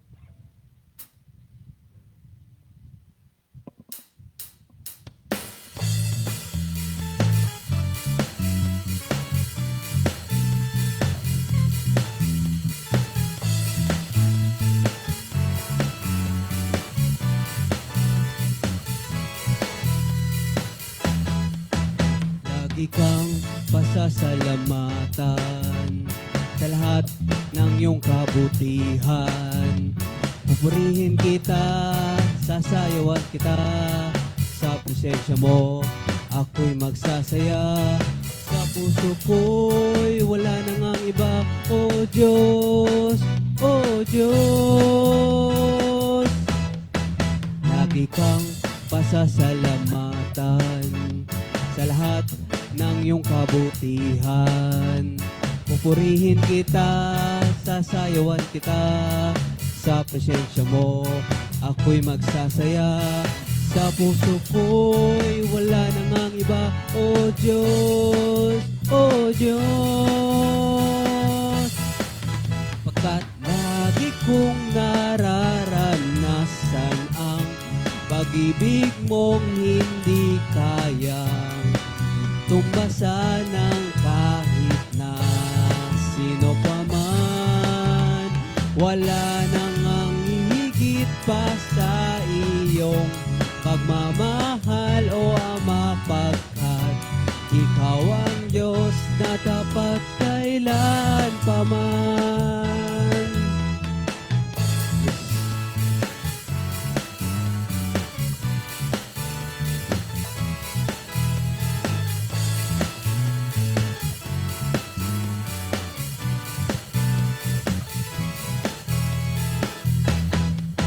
Lagi kang pasasalamatan sa lahat ng iyong kabutihan. Pupurihin kita, sasayawan kita sa presensya mo. Ako'y magsasaya, sa puso ko'y wala nang ang iba. O Diyos, O Diyos, pagkat lagi kong nararanasan ang pag-ibig mong hindi kayang tumbasan ng kahit na sino pa man. Wala nang ang hihigit pa sa iyong pagmamahal, O Ama, pagkat ikaw ang Diyos na tapat kailan pa man. Pagkat lagi kong nararanasan ang pag-ibig mong hindi kayang tumbasan ng kahit na sino pa man. Wala nang ang hihigit pa sa iyong pagmamahal, O Ama, pagkat ikaw ang Diyos na tapat kailan pa man. Pagkat lagi kong nararanasan ang pag-ibig mong hindi kayang tumbasan ng kahit na sino pa man. Wala nang ang hihigit pa sa iyong pagmamahal, O Ama, pagkat ikaw ang Diyos na tapat kailan pa man. Ikaw ang Diyos, ikaw ang Diyos na tapat kailan pa man. Ikaw ang Diyos na tapat kailan pa man. Ikaw ang Diyos tapat kailan pa man. Kailan pa man. Kailan pa man. Kailan pa man. Yes, praise you, Panginoon. Hallelujah. Tayo na po'y umupo. Pawait na lang po yung pagkain. Maraming salamat.